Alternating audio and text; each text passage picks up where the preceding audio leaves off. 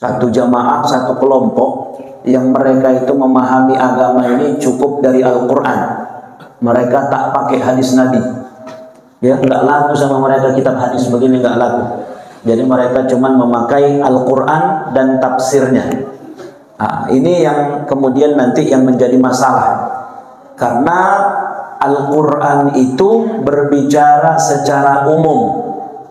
Ketika Allah mengatakan aqimus shalah wa atuz zakah, kerjakan salat, keluarkan zakat. Capek nanti Bapak Ibu mencari dalam Al-Quran itu salat apa saja yang disuruh Allah, bagaimana caranya, apa rukun syaratnya, apa yang membatalkannya, takkan kita jumpai itu di Al-Quran. Capek kita mencarinya, itu takkan dijumpai. Begitu juga ketika Allah mengatakan keluarkan zakat. Zakat apa saja yang harus dikeluarkan, berapa yang dikeluarkan, ya, nggak akan kita jumpai dalam Al-Quran. Karena Al-Quran itu menerangkan secara umum. Bagaimana penjelasan Al-Quran, itulah fungsi Nabi Sallallahu Alaihi Wasallam. Fungsi Nabi adalah menerangkan Al-Quranul Karim. Maka oleh karena itu, Bapak Ibu yang dirahmati Allah Subhanahu Wa Taala, maka hadis kita pada subuh kali ini adalah hadis yang ke-35, Bapak Ibu, di halaman 48. Dapat Bu? Halaman 48, hadis ke-35, judulnya jangan saling mendengki.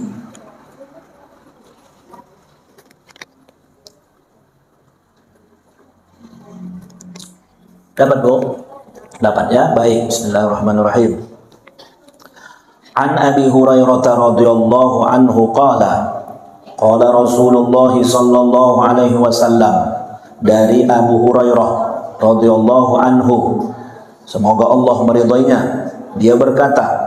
Jadi hadis kita ini diriwayatkan oleh sahabat Nabi yang bernama Abu Hurairah, bapaknya kucing. Qala Rasulullah sallallahu alaihi wasallam, Rasul bersabda, la tahasadu, jangan kalian saling mendongki, wala tanajasu, dan juga jangan saling menipu, wala tabaghadu, jangan saling marah-marahan, wala tadabaru, dan juga jangan saling memutus hubungan, wala yabi' ba'dukum ala bai'i ba'din, dan janganlah kalian membeli sesuatu yang sedang ditawar orang lain. Wa kunu ibadallahi ikhwana, tetapi jadilah kalian hamba-hamba Allah yang bersaudara. Sampai situ dulu. Baik ibu-ibu, bapak-bapak, orang tua kami yang dirahmati Allah, salah satu yang menjadi perhatian dalam Islam adalah akhlak bersaudara, akhlak sesama kita. Jadi Allah Subhanahu wa taala mengingatkan bagaimana kita ini menjaga hubungan baik kita. Itulah istilahnya hablum minallah dan hablum minan nas. Hablum minallah itu apa Bapak Ibu? Hubungan kita sama Allah, jaga sholat, jaga baca Quran, jaga ibadah zikir dan sebagainya, itu hablum minallah. Puasa dan ibadah-ibadah yang lainnya, itu hubungan kita jaga baik-baik betul dengan Allah. Jangan tinggal sholat awal, tambah dengan sholat sunat, bajikir awal, baca Quran, itu ibadah kepada Allah. Tapi yang tidak boleh kita tinggalkan Bapak Ibu adalah ibadah hablum minan nas. Bagaimana kita juga ibadah kepada sesama manusia ini, jangan jelek awak sesama kita saudara, jangan jelek kita sama tetangga, jangan jelek kita sama kaum, sama semua orang, tak boleh. Jangan sampai orang baiknya lagi dia sama Allah, sholat tak tinggal, ibadah bagus, wirid rajin, tapi sama tetangganya yang jelekan. Begitu mati dia, itulah yang ada hadis Nabi itu. Ada seorang wanita ibu-ibu meninggal dunia, dilaporkan sama Rasul, ya Rasul, ibu itu meninggal. Kenapa? ada yang suka menengoknya itu. Padahal dia yang rajinan sholat, yang rajinan dia mengaji, yang rajinan dia segala macam. Tapi tetangganya tersakiti karena ucapan sama perbuatannya. Nggak ada yang suka tetangga samanya itu, walaupun hebat ibadahnya. Apa kata Nabi? Hiya ahlin nar. Perempuan itu masuk neraka. Padahal kalau dipikir-pikir udah hebat ibadahnya sama Allah, tapi tetangganya tak suka sama dia karena tak bagus dia yang bergaul itu. Makanya salah satu yang sangat diperhatikan dalam Islam, jaga hubungan baik sama Allah, jaga juga hubungan kita sesama manusia. Bagaimana menjaga hubungan baik dengan sesama manusia? Pertama kata Nabi, kita yang berkawan-kawan ini Bapak Ibu, kita yang bertetangga, yang bersaudara ini, pertama, la tahasadu, jangan kalian saling dengki. Falhasadu sifatun qabihatun, kata Syekh Hisham, hasad ini sifat tak baik, jelek. Apa rupanya hasad itu? Hiya ayyatamannal insan zawalun ni'mah allati wahaballahu li ghairihi. Dengki itu adalah adanya keinginan dari seseorang supaya hilang nikmat yang Allah berikan sama orang lain. Wal hasadu syarrun wal muslim la yaf'aluhu. Penyakit dengki ini jelek dan orang Islam tidak boleh memiliki sifat jelek seperti ini. Adanya keinginan dalam hati kita, makanya ini penyakit hati ini, Bu. Kalaulah penyakit zahir, naik asam urat Ibu, naik kolesterol, bisa nanti dokter tahu. Datanglah Ibu ke dokter periksa, begitu diperiksanya ketahuan lah itu. Begitu ketahuan, oh naik tensi Ibu, ya udah 180 ini. Tapi naiknya tensi itu pun harus diperiksa. Zohirnya nampak bahwa tensinya naik jadi 180. 180 udah tinggi tuh kan Pak Haji? Tinggi deh ya. Dikit lagi naik 200. Ya. Kenapa bisa naik tensi waktu? Rupanya ditengoknya lah tetangganya beli NMAX baru. Itunya rupanya yang menaikkan tensinya, bukan karena makanan.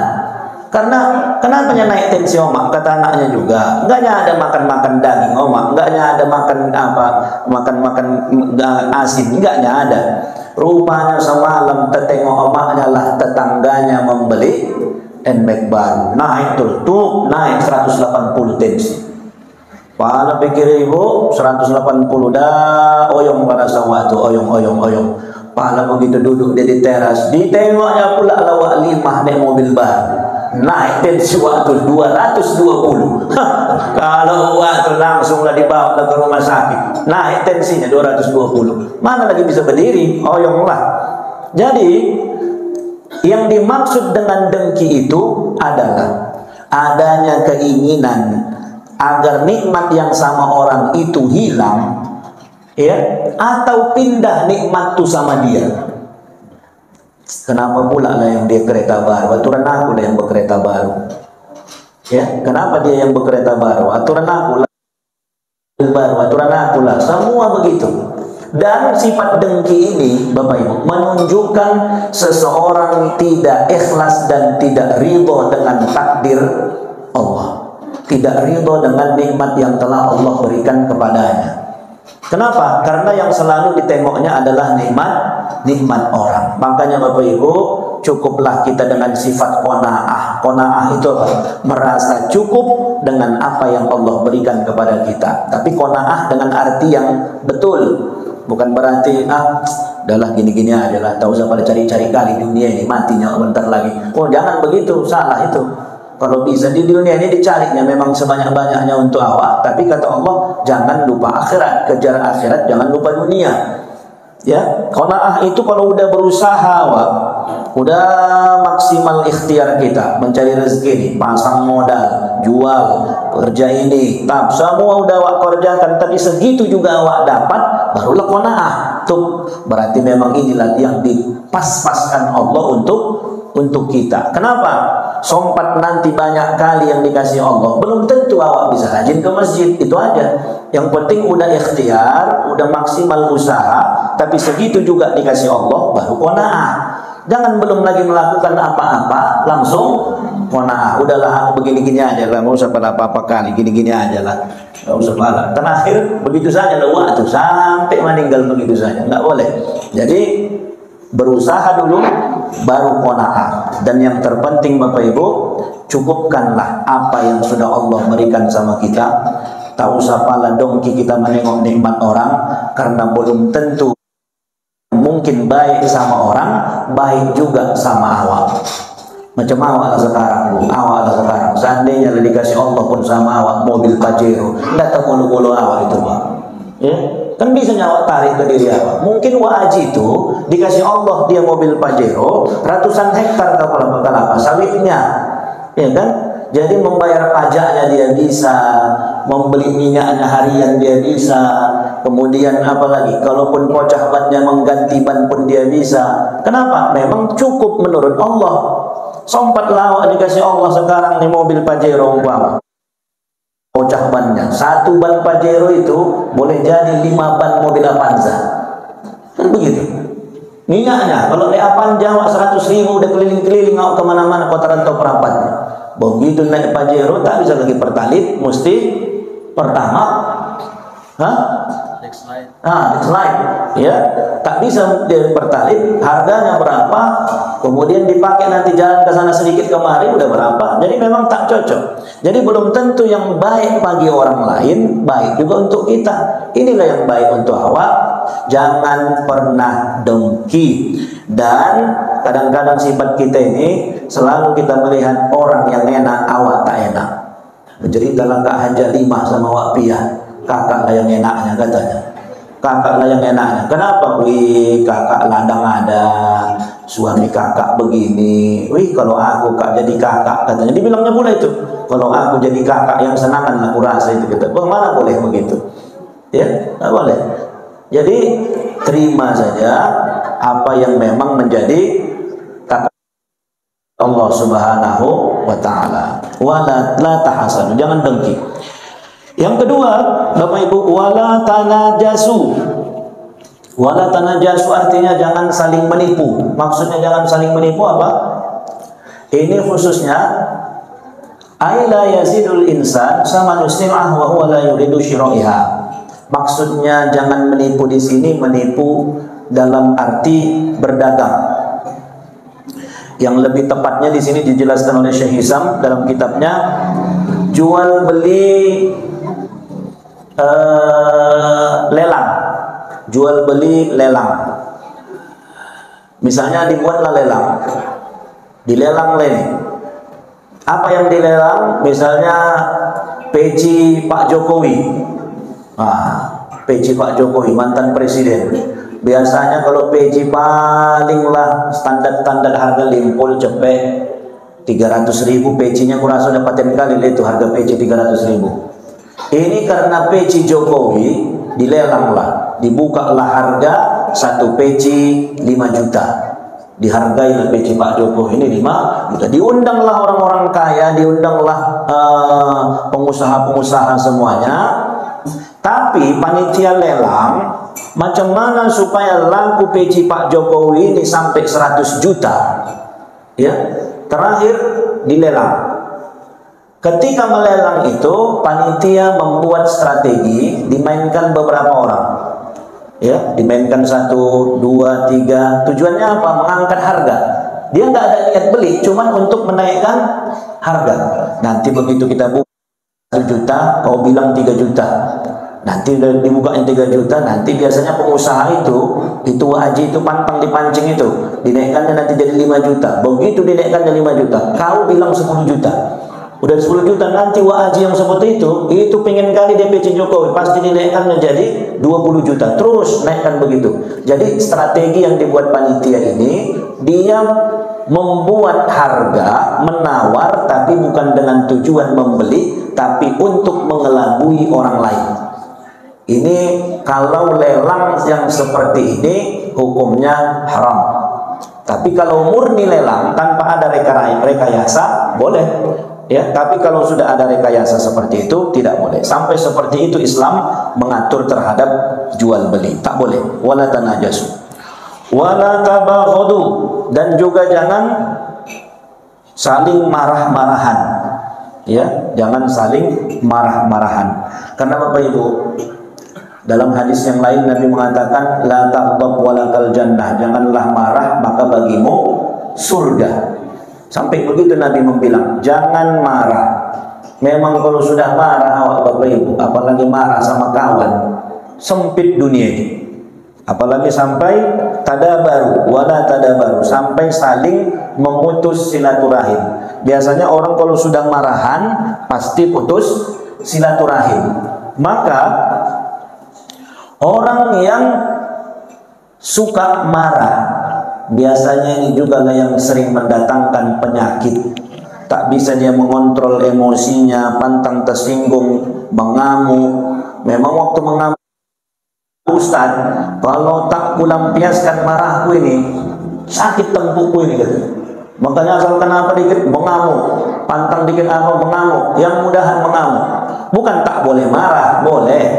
Jadi jangan salah juga kita nanti. Tak boleh kata Ustaz itu marah, boleh, tapi marah pada saat tertentu.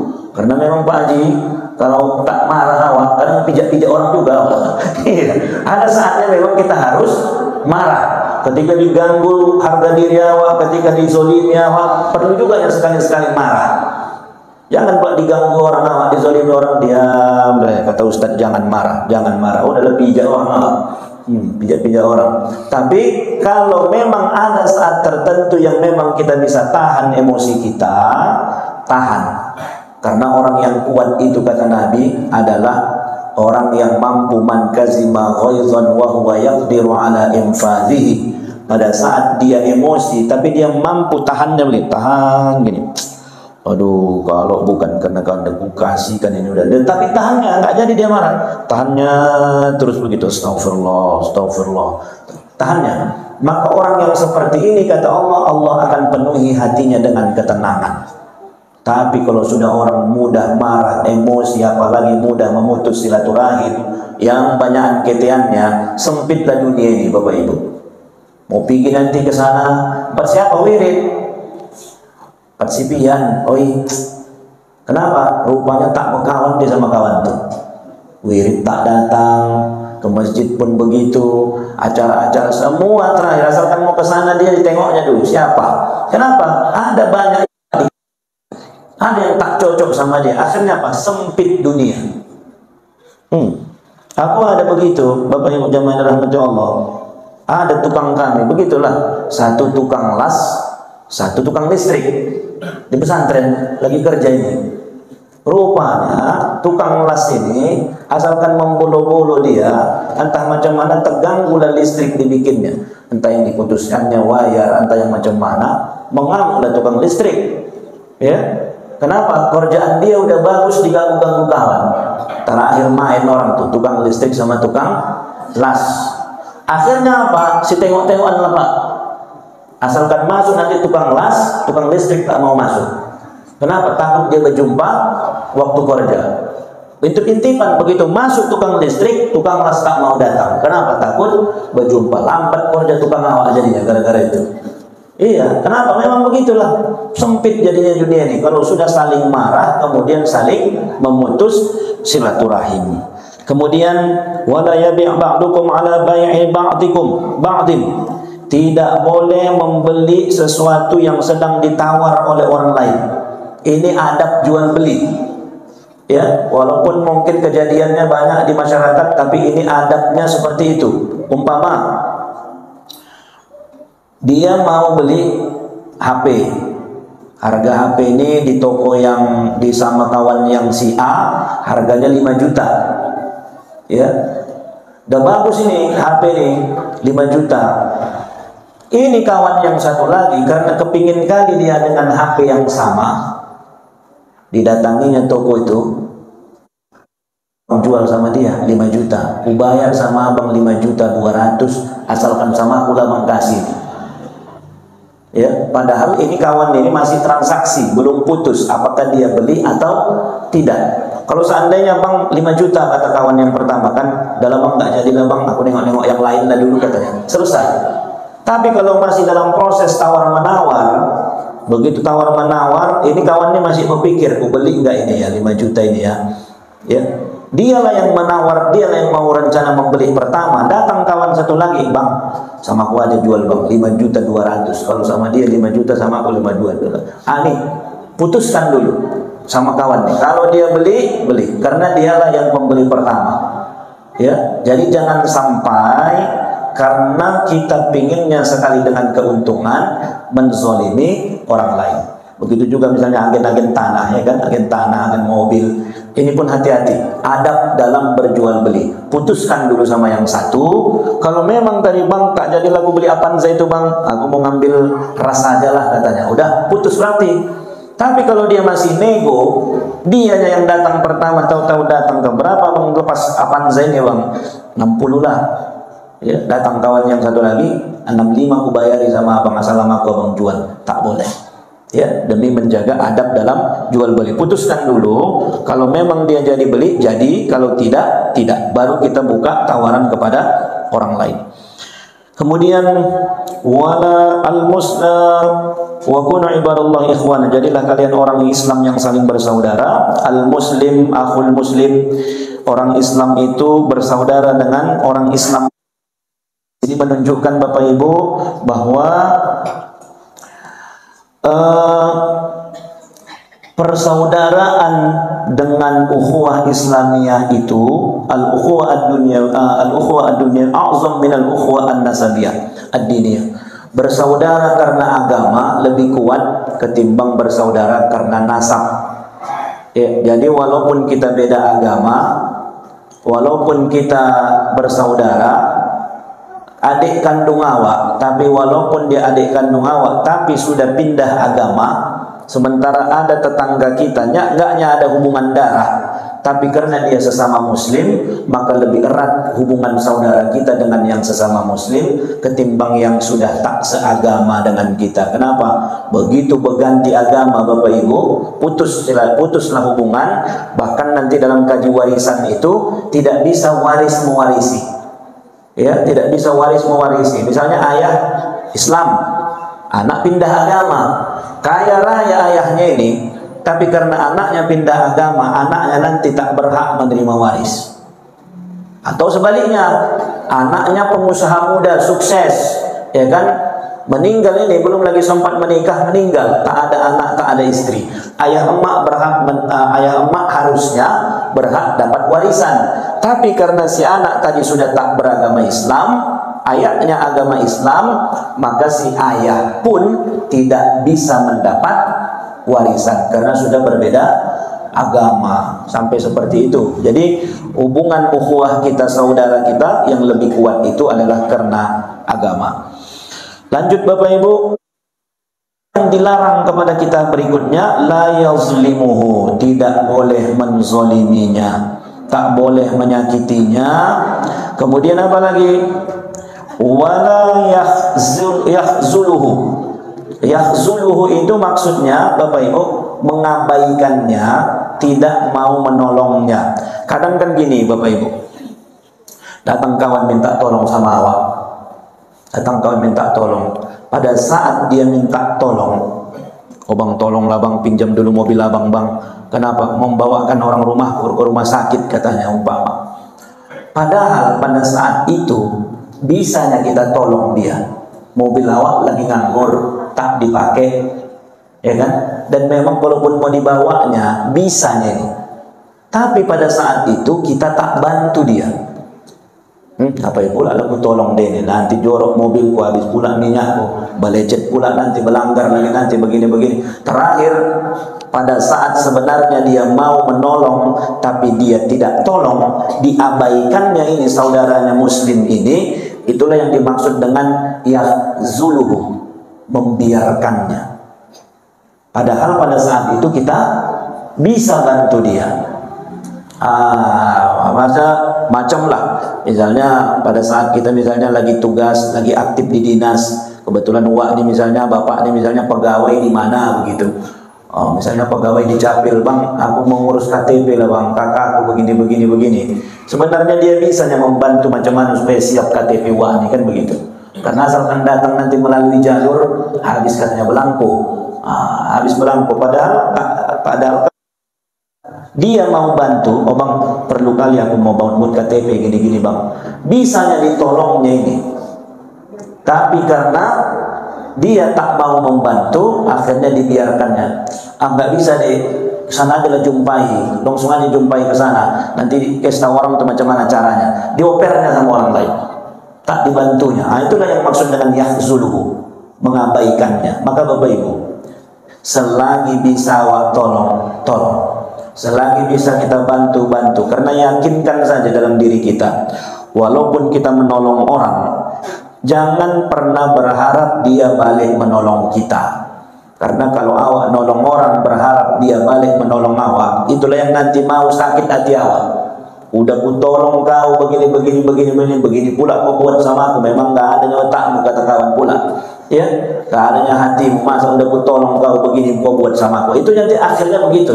Makanya ke depan ini, kalau ada kita mau menolong orang, jangan pernah berharap dia balik menolong kita. Udah, tolong saja. Nanti bagaimana? Biarkan Allah yang cari jalan macam mana membalas kita. Satu saat akan ada saatnya kita pula yang butuh pertolongan orang lain. Kan begitu Pak? Nggak akan selamanya orang minta tolong sama awak. Akan ada saatnya awak minta tolong sama orang. Pada saat kita minta tolong sama orang, disitulah Allah akan menggerakkan hati orang lain supaya menolong kita. Boleh jadi tak kenal awak, boleh jadi selama ini tak akrab. Kan hidup tuh begitu. Awak pikir yang akrab sama awak itulah yang bakal menolong awak. Rupanya tidak. Justru yang akrab tuh yang tak peduli. Justru sama kita itu pula yang datang memberi pertolongan. Karena bukan dia yang mau menolong, tetapi Allah yang gerakkan hatinya untuk menolong kita. Jadi tolong, jangan biarkan kalau memang bisa tolong. Wala yakzibuhu, jangan menokoh-nokohinya. Menokoh-nokohinya ini kalau dalam hidup kita ini mengolah ini Pak Haji, diolahnya kawannya sendiri. Ya, berkawan awak sama dia, tapi ditokok-tokohin awak, diolahnya. Ini tak boleh.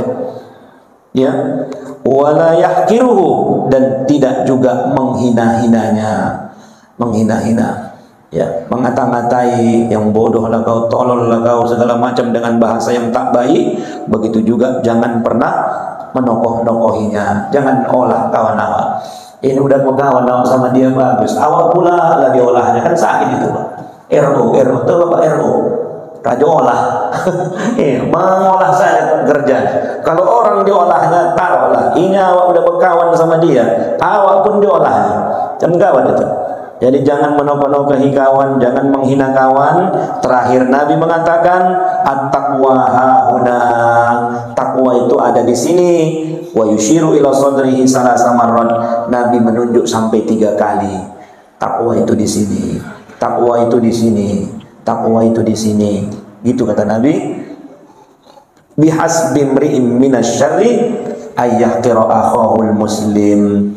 Cukuplah seorang muslim dikategorikan buruk jika dia menghina saudaranya. Artinya, cukuplah seseorang itu dianggap tak baik, cukuplah seseorang itu dianggap gak bagus kalau dia sudah mau menghina saudaranya sendiri. Hati-hati Pak, ya. Apalagi lagi ceramah awak hina orangnya kan, goblok katanya, habis copot jadi wakil menteri, ya kan. Parah ya. Jadi janganlah, apalagi menghina orang diterang-terangan begitu, nggak boleh. Bisa jadi dia tak bisa membalas, tapi Allah yang membalas. Ontat, habis. Perkara orang bilang goblok, gitu kan, habis. Jadi jangan. Jadi cukup seseorang itu kalau udah dia mau menghina, mengejek orang lain, jelek gitu. Kalau sudah mau dia menghina orang, apalagi menghina di depan umum, jelek itu akhlaknya itu. Kullu muslim alal muslim haramun. Setiap muslim bagi muslim yang lain haram. Apanya yang haram? Darahnya. Maksud haram darahnya berarti tak boleh membunuh. Wa maluhu, tak boleh mengambil hartanya, mencuri, merampok. mengkorupsi tak boleh. Wa irduhu, dan kehormatannya tak boleh kita hina, tak boleh kita jelek-jelekkan sehingga rusak kehormatannya, harga dirinya, nama baiknya di kampung itu, di kantor itu, di tempat itu, gara-gara perbuatan kita. Jadi Bapak Ibu yang dirahmati Allah, itu hadis kita pada kesempatan subuh kali ini dalam akhlak kepada sesama. Sekali lagi, baguskan hubungan kita dengan Allah, tapi jaga juga hubungan kita dengan sesama manusia. Baik-baik sajalah kita yang bertetangga, berkawan-kawan ini. Mana bisa awak tolong-tolong, jangan dongkiak sama orang, jangan ejek-ejek orang, macam udah paten kali awak rupanya, kan begitu. Jaga, jangan marah-marah, jangan suka-suka. Begitu awak mengamuk, ingat Bapak Ibu, mungkin bisa dimaafkan orang, tapi tidak pernah terlupakan orang. Apalagi awak sebagai pimpinan, sebagai ketua, sebagai kepala dinas, sebagai kepala apapun lagi, selagi masih menjabat, ya. Ada perkataan yang baik itu dari seorang ulama, apa katanya? Jabatanmu akan berakhir, tapi perlakuanmu kepada orang lain akan tetap diingat orang. Sebentarnya jadi kepala, sebentarnya jadi ketua, begitu sudah tak jadi lagi, balik lagi jadi jepurut, diingat orang itu. Kawan dia waktu dia jadi ini, yang kasaran ini, yang ini, diingat orang itu.